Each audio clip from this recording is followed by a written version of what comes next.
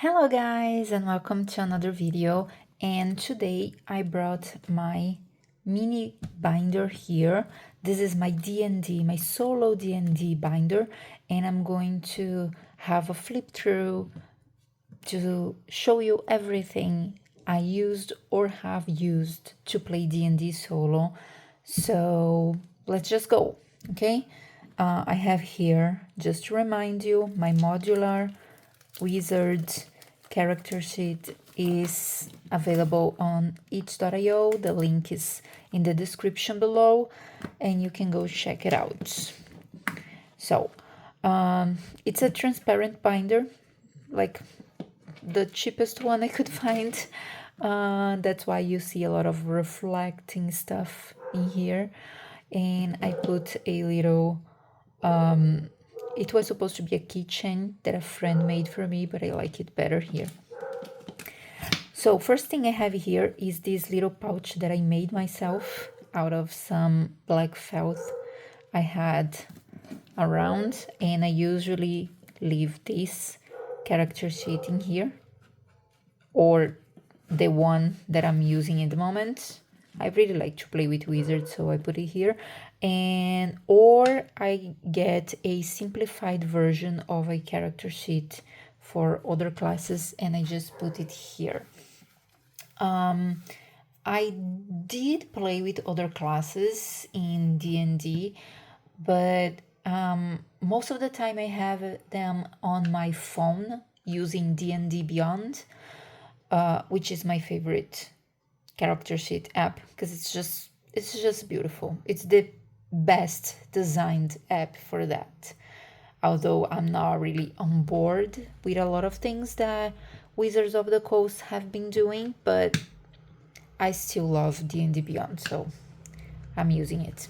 So I put it here, and if I'm not playing with Lila, which is the character on this specific modular character sheet, I just use whatever other character sheet, and it doesn't have to be here. But I have this pouch here for like cards and little things, and sometimes I do put here my solo fantasy deck, which also you can find on my itch.io page. The link is down below, and it's just cards with oracles that I also have here. So I don't have them to show you, but I have the tables here in some papers.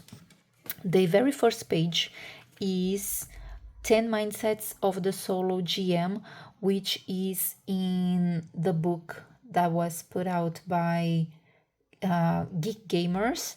She had these like 10 mindsets of the solo GM, and I have showed it on my TikTok before, which you can follow me, link down below as well. And I just like this list. It's a great reminder, like, to not worry about the little detail, to always remember that it's a game and you want to have fun, and all of these things. You can just pause and read them or look for them online, because I really love this list. So I put it here, more like an inspiration and a reminder. And I made some little pockets. And sometimes if I'm carrying this binder on a bag, if I have like a slightly larger bag, if you've seen other videos in my channel, you know I like to make like little pocket sets.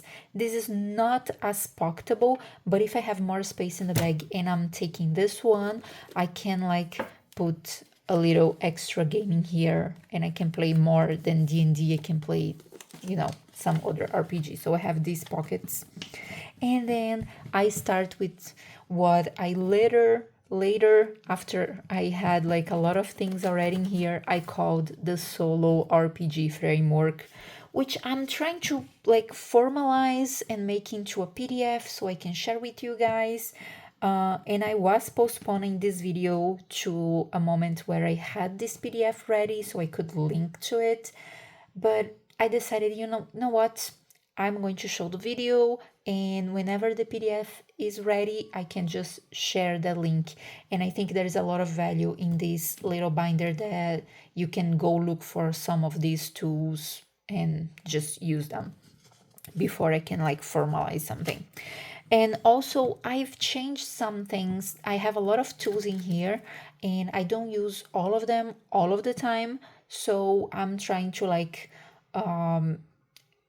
simplify that framework, because with time, with playing a lot of solo D&D, I have noticed that some things are a little bit of an overkill and we don't need those, or I mean, I don't need those. They might be a little too much, and I found simpler ways to do that. So we start with the oracles and a difficult class table, and this is what I meant by my solo fantasy deck. I have like these little tables to be easily accessible in the format of a card, the same size of the modular character sheet that I showed you, like the little card size.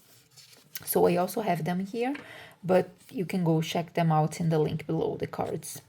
An explanation on how the DC chart works to define DCs, because you're going to be your own dungeon master. You are going to have to define the difficult classes and define the checks that you're going to make. So I have them here. Let me just put it closer so I don't have to be bringing it up to the camera all the time. Okay, so I also explained this on the video about my solo fantasy deck, and on the page on itch.io. Go to the link in the description, you can check it out.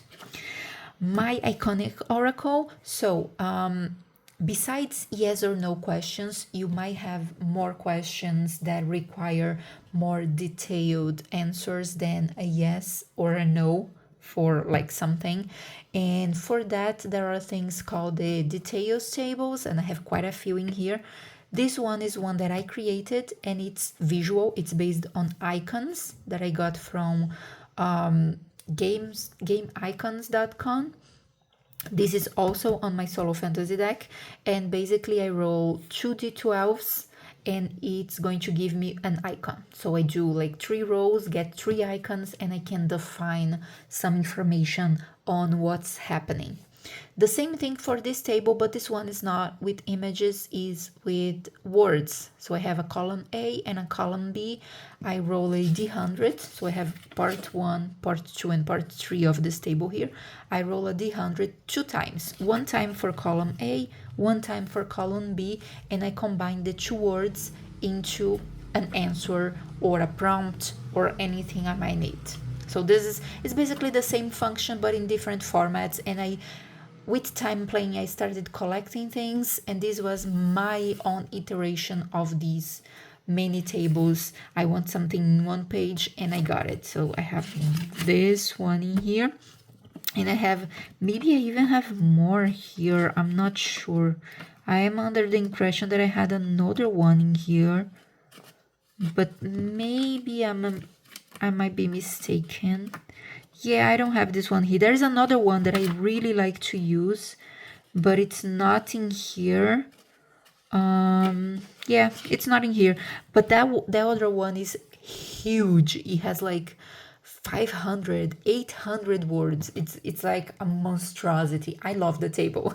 I love big tables, to be honest, but it was not compact, and I started going more towards compact tools, and that's why probably I took it off of this one, because it was too big. And then I started using this one, and then I made my own that it's like versatile enough for me and compact enough for like carrying on just one page. So that's what those are for. Basically, this beginning is answer your questions, like come up with stuff on the fly. I had also been studying the chaos table. It's another format of Oracle, and I did not stick with this. I might actually take this one off.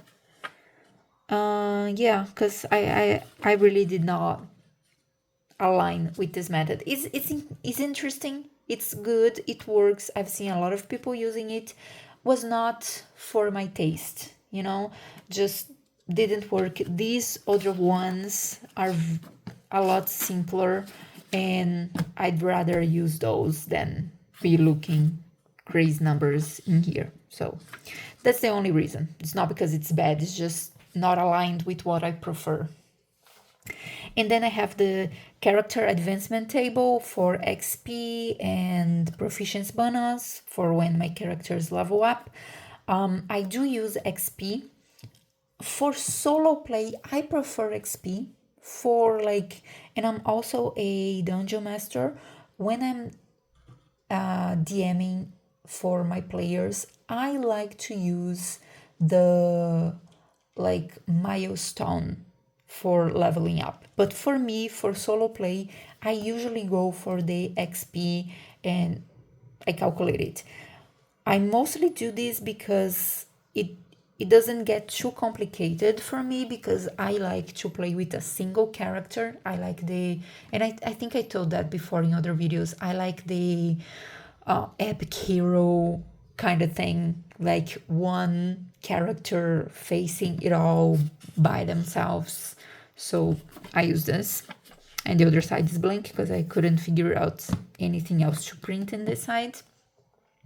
And then proficiencies, I found a few different documents and things online teaching how you get proficiency in something, because you can always like wait for a level up to get a new trait, or when you're building your character you define what their proficiencies are, but then I found this framework on how do you get proficient on something, and it's basically like training a few hours every day, making rolls to see if you succeeded or not on that training, and getting more proficient as you go until a point you can add that thing, that ability or that weapon or anything as a proficiency.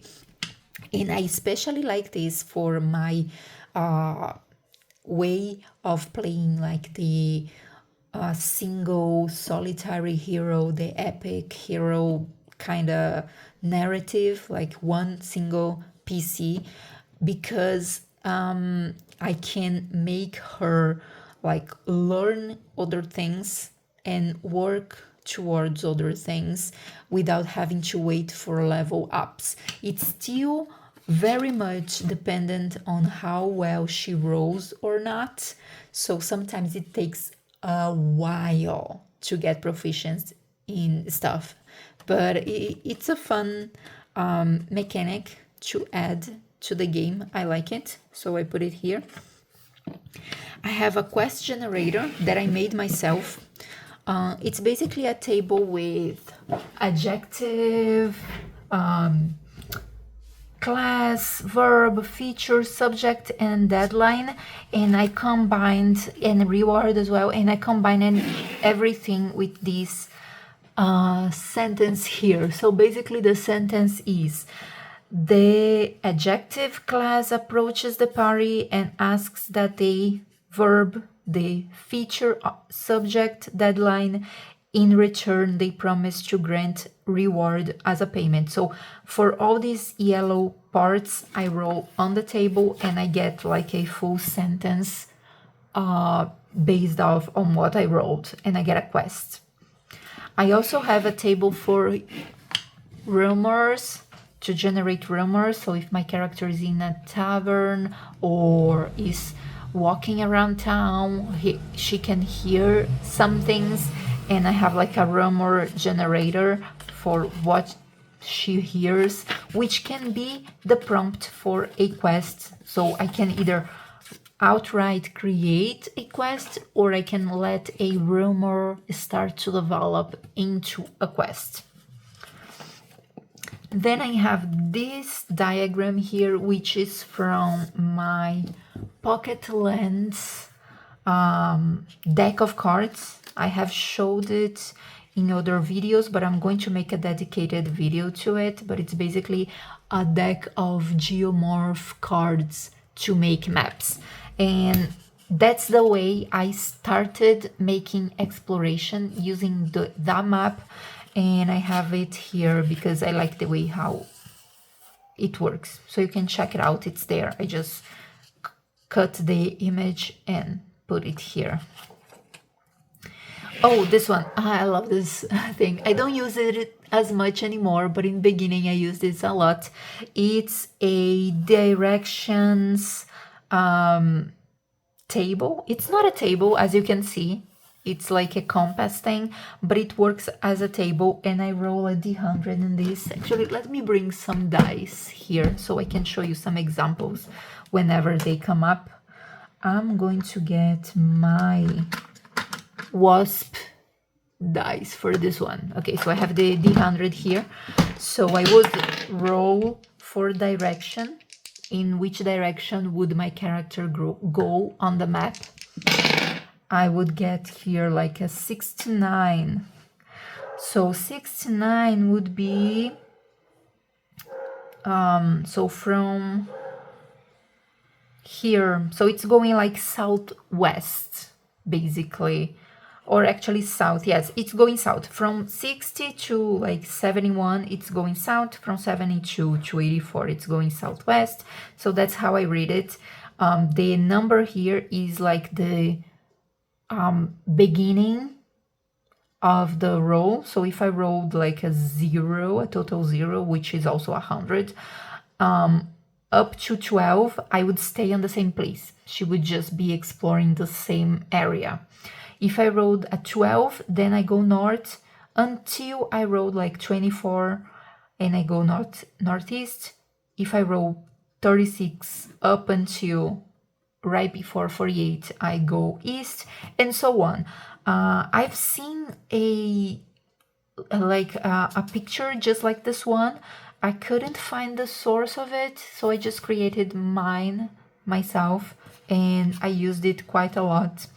Because if I get like my mini version of the pocket lens, let's say I was here, like in this forest, I could choose like between 8 rectangles around me to where to go. So these would help me decide where to go. This is kind of how I used it in the beginning. I don't use it as much anymore. I used another form of exploration, but it was really fun. I loved it.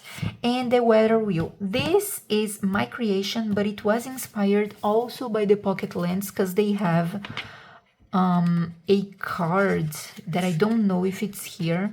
It's not on my deck. It's a special card that is, I think, on the water themed deck. Yeah, I don't think I can, but maybe I can find the example here, because there's like an example card showing how it works.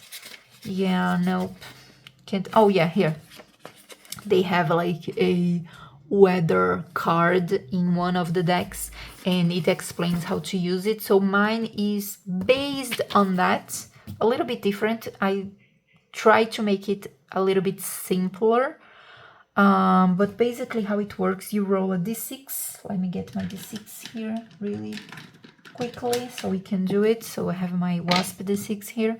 So let's say my character is in a sunny area, and I want to see at the end of the day if the weather changes. So for the next day, will something be different weather-wise? I can roll like the dice, and I got a 1. 1 means that I move counterclockwise. 1 and 2 counterclockwise. 3 and 4 means stay on the same weather, and 5 and 6 means clockwise, go to the next one. So I would come back here to windy, so it starts to blow a lot of wind, so I can incorporate that into the story. And I really like using that and playing with the weather while she's like exploring stuff. So that's how this one works, and heavily inspired by the one here. I just try to make it a little bit simpler, and I think I did it. So I like this one. Actually, if you are one of the people that got my solo fantasy deck, this was a card in it at one point, and I took it out because I was not using it as much to justify having it on the deck. I might come up with an expansion to that solo fantasy deck and put it back so that people can use it. So let me know in the comments if you like the idea of this weather wheel. I can bring it back and put it up there with the other cards. And then I have this weather effects table, which basically has the difficult class for any survival and facing some specific weather like scorching heat, snow, freezing cold, heavy rain. I know what the difficulty is for my character if she's going through that, and I know what things happen. So is it difficult to use navigation tools? So if she has like some type of compass or anything like that, she's not probably going to be able to use it easily because the weather is not going to allow her a lot of clarity on that. So I also know this here. And if I'm not mistaken, this is on the official D&D books, maybe the Dungeon Master book. And I'm talking 5th edition here, okay, just to be clear. I think it's there. It's from there that I took it. Might not be, but I'm almost certain it is. And then I have my survival die thing, which is a mechanic that I incorporated into my Pocket Heroes, the game, the solo RPG game I created, which is also linked below. It's basically any type of consumables I use in terms of survival dice. So I start with a certain number of a die, so let's say a d10 in this case here.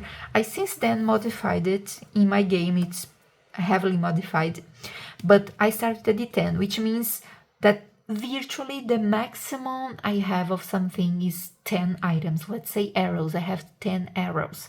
When I use my arrows, whatever situation, instead of being counting arrows, I can roll my survival dice, which I gave another name on my mechanic, but I can roll my dice and got a 10. Great. So basically, unless I get a number 1, if I get a number 1, it means my die goes down. So instead of a d10, I can start rolling a d8. So my dice gets down one level, let's say, when I roll a number 1, which means like I lost some items. So I lost some arrows. Unless I roll a 1, I keep using my 10. If I roll a 1, I use my 8, and next time I roll again, I roll a d8. Okay, 6 is okay. Let's say I rolled a 1, then it go down to a d6, and so on until I get to a number 1. If I get to the number 1, I need to either make a survival check to see if I can find like a way of creating arrows, or I go to a settlement and buy those arrows. So I can make a survival check depending on what it is. So if it's not arrows, if it's ration, like food, if it's food and I got to the number 1, it means the next time I need to eat, I'm going to be out of food. So I need to make a survival check for like hunting or something so that I recoup my dice, or I need to go to a city, a village or something and buy another d10, another survival dice. More or less like this. I can make a dedicated video if it was confusing, so let me know. And then, of course, since it implies that sometimes I'm going to make a survival check, I have my survival check DC for the terrains that I'm in.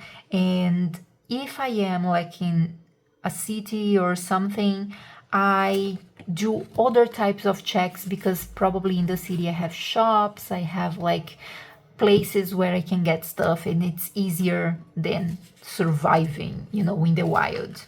And we're going to get through some of those tables here in a moment. I also have a disturbance table, so based on my survival check, if my character fails, I can roll to see if what disturbed her on like during sleep, or what made her not being able to survive, like survive smoothly through whatever challenge she's facing. And can be just a simple noise, can be an animal, and I have an animal table to roll on that. Can be an NPC that she finds, can be a monster, can be a natural disaster, whatever. I know what it is and I can go on that. And exhaustion level. So if she doesn't sleep well, so if I make my survival check for the day and I find out that she didn't succeed, so she didn't sleep well that night, I can start getting some exhaustion levels to her. Then my natural disasters, in case I roll a natural disaster as a disturbance, and depending on what I roll here, I can go back to my weather effects and see how that plays out. Then I have my locations table for on a ship, so if I'm on water basically, and if I'm on land. And this is also taken from my pocket lens, because since I was using the deck, I used the tables that are in here as well. And yeah, look, I have these tables here. That's what I put here, a little bit bigger for me. I have my character generators. So I have like race, class, background, I can roll on them, alignment, and a name generator, because I am horrible on the fly, like generating names. Sometimes I cannot come up with a name at all. So this helps me like generate a name, and it works like in 3 syllables. I have 3 syllables for the first name and 2 parts for the last name, and I can combine those and come up with an actual name, or with an idea or something that helps me create a name. So that's useful to me. I have a professions list, so if I'm rolling for an NPC or something that they find randomly, I can find a random profession for them as well. And encounters table for land and for water, again from my pocket lens tables. And I have my monster tables. This one is very small, so I generated monsters on the go as well. I don't pre-plan them, and it's based on the dungeon level, which is basically my character's level. So if my character is level 4, I'm going for a dungeon either level 4 or 5. I might go level 6. I don't go past 2 levels up my character level, but usually it's my character level, and then I see, okay, so my character is level 4, and what monster table, these are the numbers. These numbers 1 to 10 are the following, yes, the following tables that I have for monsters. And oh yeah, no, wait, I was explaining it wrong, sorry. It's been a while since I don't use this table, but it's like this. This middle here is basically my character's level, and this is the dungeon level. So I can just roll a d20. Let me get in my d20 here. Okay, so d20. Let's say my character finds a level 9 dungeon, but as I said, my characters are level 4. So I come here, level 9, okay, here, 4 to 5, which means I go to table number 4 for monsters. Let me get to table number 4. Okay, table. Okay, this is my table number 4. There it is. So I can roll one of these monsters, and it's going to be more or less balanced for their level, considering also the level of the dungeon, which is a higher level. So D20, they are going to face a swarm of poisonous snakes. You know, so for level 4, that's acceptable considering they are in a level 9 dungeon. So that's basically how this table works. And I don't remember the name of the book. I remember what book I took it from, but I don't remember now. Right now, I don't remember talking to you what's the name of the book. It's something about dungeon mastering. It's a book specifically with like bunch of tables for dungeon mastering and how to define balanced combats and come up with things. I am going to look it up, and hopefully I remember to put in the description when I launch this video. But I took this from a book, as well as the other tables that follow it. I took it from them. And this is another one also for defining monsters.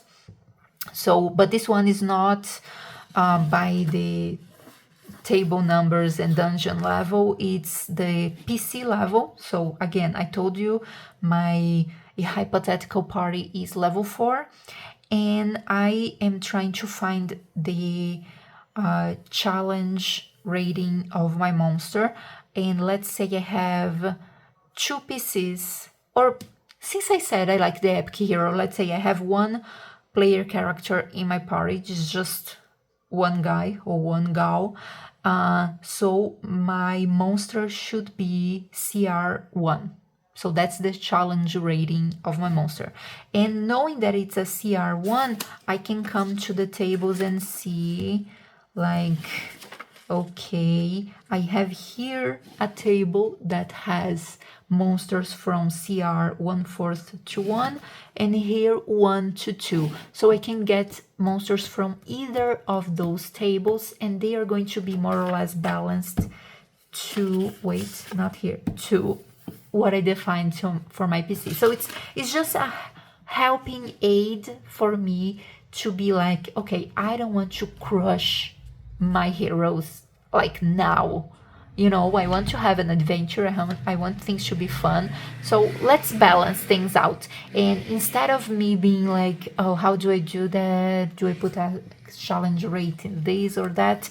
I have a table that defines that for me in 2 different situations. So it's based on the dungeon level, if they are in a dungeon, or based on the PC level and the number of PCs, if it's any other general situation. I love these tables. Same place from where I took this one. It's here. And I am going to remember to put in the description.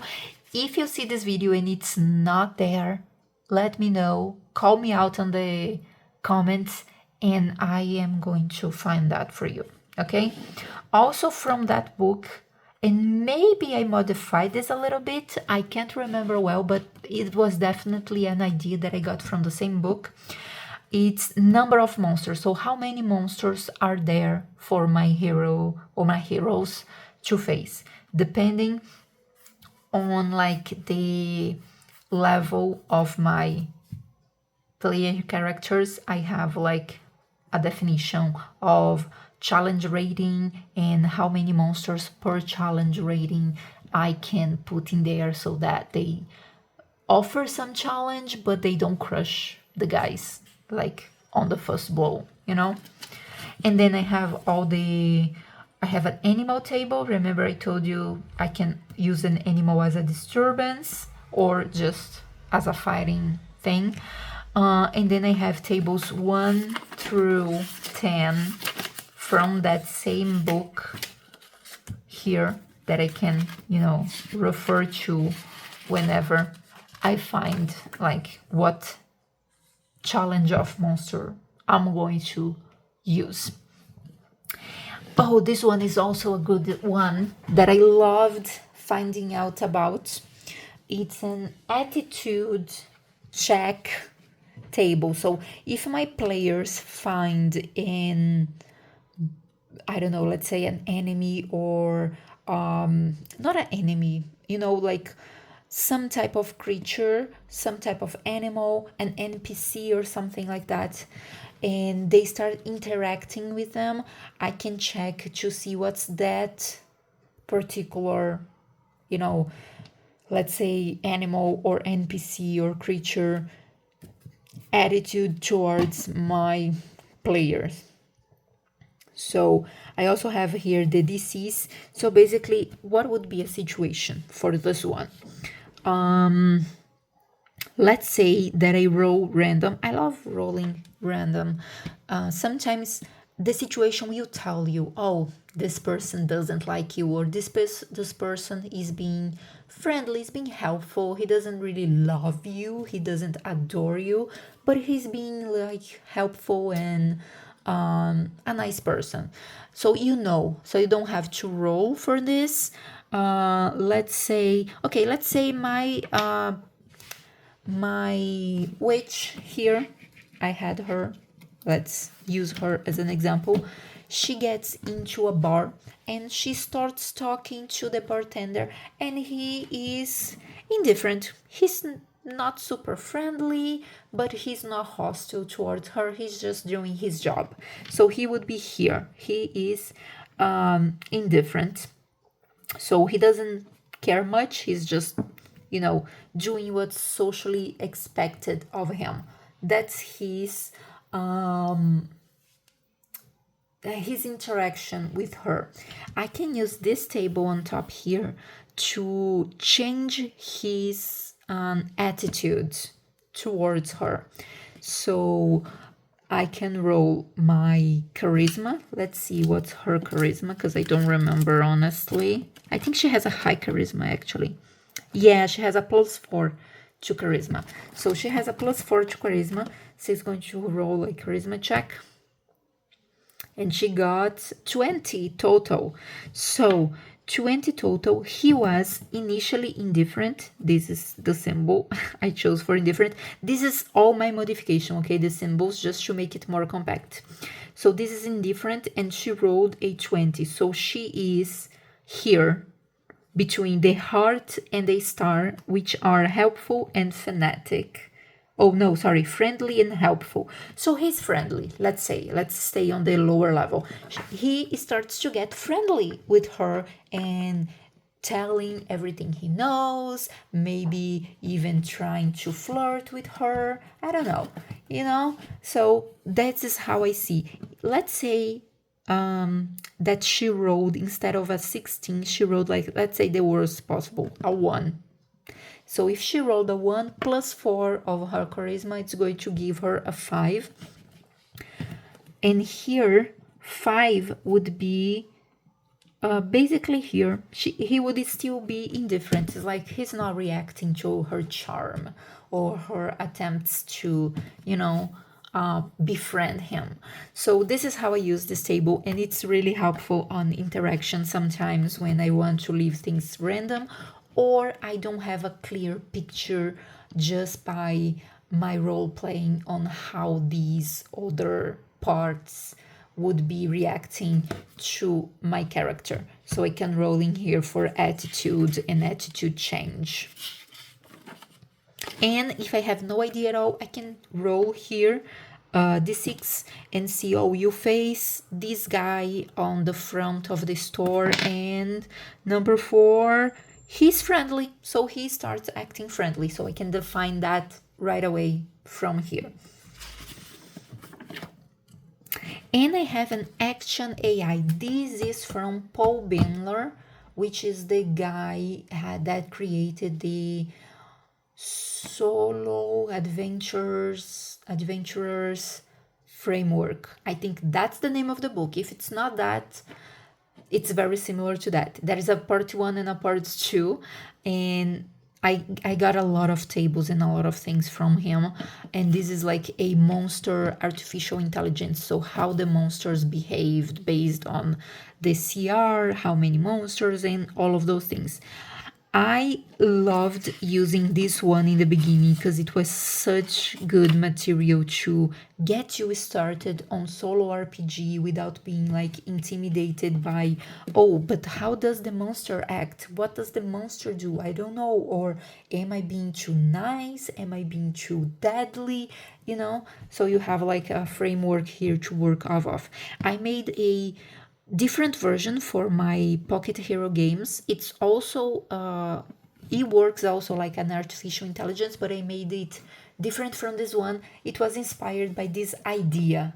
It's totally different. I don't use the same calculations, I don't use the same table, but it was heavily inspired by what he did here, and it really helped me to, you know, manage monster and player at the same time on a solo play. So I really like this one. And I'm going to link his PDFs down below, or at least put a name so you guys can look it up, because it's very easily. With a name you can find it very easily. And trinkets table, I love rolling for like little things that my hero can find like randomly. So little trinkets, and I have a full on table that I created myself. There's one on the DM's handbook, on the DM's book for 5th edition. I created one that is slightly different with some interesting things, and this one is mine, but it's the same principle, exactly the same principle, a D100 and some interesting trinkets. Let's roll one actually so that you can see. I got 94, so we go to the very back. A vial of sparkling wine that never goes stale. So I can incorporate that into the story somehow. But it's really nice. Trinkets are a really good way to spark a prompt in a quest or something. So I love that table. Then I have the standard conversion money tables, expense tables from the D&D books. Rental prices, all of that. This Merchant DC, if I'm not mistaken, again, I don't remember everywhere I got everything from, so I'm not going to swear on that, but I think this is from Paul Bindler material as well. I think. I might be terribly mistaken. But it's basically, let's say Lila wants to find a kennel or an animal shelter of some sort. She wants to get a pet. I don't know. Let's imagine. I can roll a check in here. And I would say this is a survival check. So I would roll a survival check in here. I'm going to roll just a d20 to show you how it works, but I would roll a survival check on my game. So I roll here and I got a 15. And for animals and mounts, I have a DC of 12 if it's a village, of 7 if it's a town, and of 5 if it's a city. And it's basically in size, small place, regular normal city, town, place, a big place. And city is more I consider more like a metropolis, a huge center of a capital or stuff like that. That's how I interpret these. There were more types of settlement on the original table. I just stripped it down to 3 and I put the middle values for a small place, a medium place, a big place, so that I was set. I didn't need a big, huge, gigantic table. Just these 3 columns do it for me. So that is my modification in here, but the original table was from someone else. So she rolled a 15, which means, let's say she's in a town. So yeah, she very easily finds a place where she can go look for animals, or someone who understands about animals and can treat animals, or whatever it is that she's looking for. If she was in a village, she also could find it very well. Let's see something more difficult. I have some more difficult ones here. Let's say she wants to find a university and she's in a town. Now she rolled a 7. This is a 7. This is the one. This is a 7. She's in a town. No, she doesn't find. In this specific town, there isn't an university, so she doesn't find it. So that's how I would work with this table. So what does that give me? It's basically yes, my character may decide to do like crazy stuff. Maybe she wants to hire some mercenaries. Maybe she wants to find a bank to deposit some money or borrow some money or whatever it is. Maybe she wants to find a potions and herbs shop. Can she find it? Let's find out. So it's not like just given to her. She has to like roll to see if she can find it. And also that takes away from me the pressure of building some place in a city, or in a town or in a village. And it keeps it realistic. So let's say, she's in a village. What are the chances that a university is in a small village? None. That's what the table says. No chances. It's too small of a place. A university would not be here. So it keeps a little bit of realism, and I don't have to be worrying about this. I can just roll in here and find out if I go there, if I find it or not. And in terms of finding items or selling or buying items, I have these other tables in here. This is a item quality. So the quality of the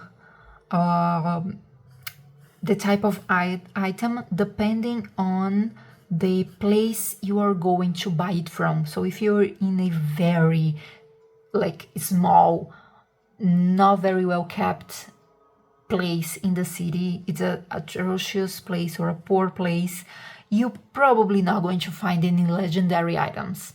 So that's basically what it's saying here. You may, by luck, you have to roll a 20 or a 19. By luck, you may find a rare item. So what I would do here is, let's say she finds a potion shop. She wants to buy some potions. I would roll a d10. Where is my d10? Oh, here is my d10. I would roll a d10 to find out what's the place she finds, which type of place she finds. She finds an atrocious place. It's not a very good place, but that's what she found in the city, And then I would roll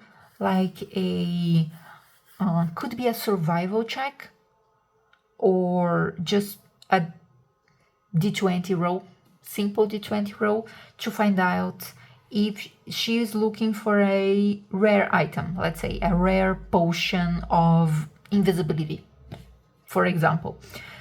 Rolling the d20 and I get a 4.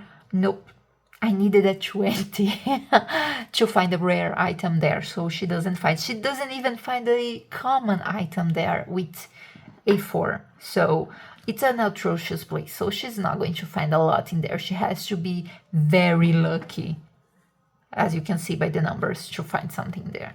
So that's how I would play with this one.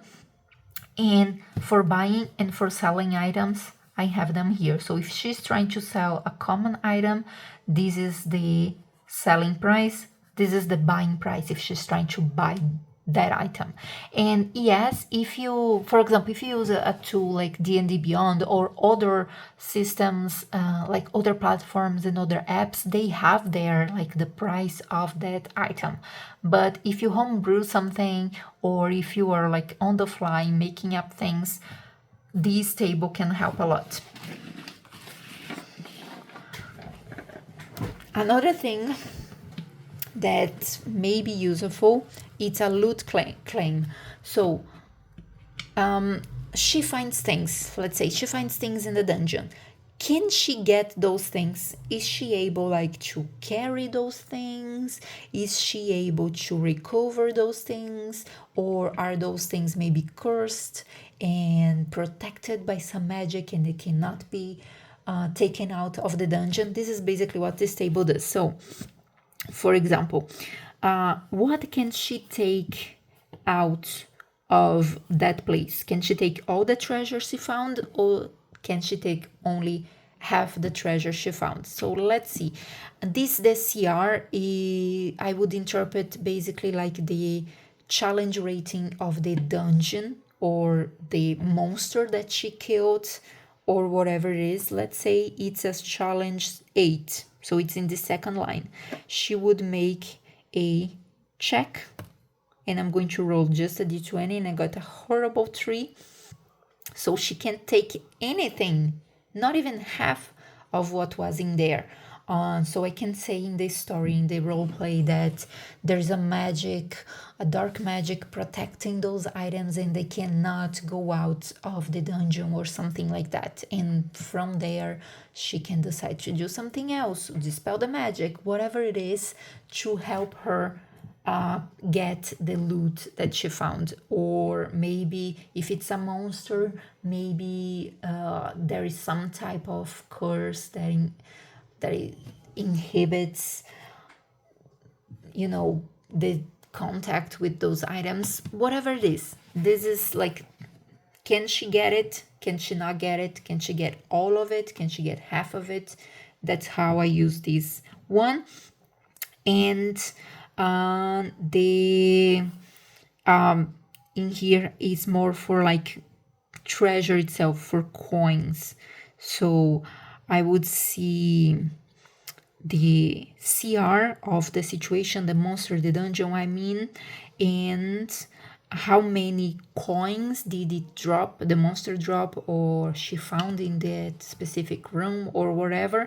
And then what's the chance that she gets to actually take them with her. So let's say she's trying to get these 1d6 copper pieces, and she rolled a 35, so yes, she get those. But let's say she was trying to get like these d20 gold pieces and d10 platinum, I think, platinum pieces. She oh no, it's the opposite. I have to roll the opposite. Yes, this table doesn't work like a regular percentage. It's the opposite. So I should roll above 50% to get this, so she doesn't get anything here in this table ever. And if I roll below or equal to it, I mean, I have to roll equal or more. If I roll below it, she doesn't get anything. So this is like this table works. I was under the impression it's like the normal, how do you say, the normal like percentage rolls in D&D, which you go like up to the number, but no, it's the opposite here. I also have here some items generator for common, uncommon, rare, and legendary items, and then I get to some extra modules and stuff that I can incorporate into my game. So this all is enough for free exploration, but I have some extras, some things that I really loved when I found, and I just printed them here. Some of them are there. So the Tower Transcendent is a series of tables with a little bit of a backstory on a tower that can have infinite rooms on infinite floors, and it's really, really great. There is like a lore on some specific factions that you have inside those, and you have here like the factions that you have inside that tower, and how you face these factions. You have to fight them, or it's really interesting. And I did use this for a little bit of Lila's adventure. There was one point, actually, I'm going to tell that story. There was one point in which I wrote here on the details table, and I found, I found this one, the icon of the tower. And that was so perfect because it was like 2 days after I got this module here from Drive-Thru RPG, the Tower Transcendent. You can go look at about it there. I found it, I read through it, and I was like, oh, nice, I'm going to incorporate that at some point. And then I wrote that detail. She sees a tower on the middle of the forest. And then I used this, and she entered the tower. She explored like the first floor, found some rooms, and fought some like ghosts and stuff there using those like tables that they have here. And you have like the lore of that tower here. It was really great. And I already know by the way the story on that session finished that the tower disappeared at the end. That's part of what I created for this tower. That tower appeared. She went in, she found some great stuff, some awesome items, even a tiny little pseudo dragon, which I wanted to get, and she got it there with some lucky rolls. And then when she got out of the tower just disappeared. So my idea, my impression is, depending on what I roll in more times on the details table and how her story comes out, she might find the tower again, and every time she enters the tower she might find more information and more items and more stuff, and discover things about this guy, which is like the creator of the tower by the story that is told here. So I'm really excited about this thing being incorporated into her exploration, because it was really fun when it happened, and I'm excited for the moment that the dice let me do it again. But we will see. And this one is called Date Night. It's a series of mechanics for like going on dates using D&D. You know, you have skill checks and stuff. I haven't used this one yet, but I might. I like romance, and I try to incorporate it if I can. Sometimes I can't, unfortunately, but if I can, I try. And if I get the chance to take Lila on a date with some of my NPCs, and I don't know, maybe a future PC, I don't know, I'm going to use this module, and I'm excited for it to happen. The dice haven't helped me with this yet. I haven't found a way or an opportunity to let her flirt with someone or whatever, but if it happens, I'm ready. Another of those pockets here, which I have to glue actually because I don't like it loose like this in here, and more like stained paper because it looks a little bit more legit, like a magic book. So that's what I have here, and the idea is that I basically have all I need in these tables and the tools I use, but I could always add some modules and some extra things like these two that I have here at the moment. And that's why these are in a different color from everything else. It's easy to flip to the page that they are in, and I love those additions to, you know, increment the story. So that's how I started playing the Solo D&D. Actually, I started with Lila herself, and she's still here. And maybe, let me know if you want to know that. I can show you the previous sessions. I have notes so I can tell you the story that Lila is going through, and I can play a quick session with you guys, a quick D&D session with you.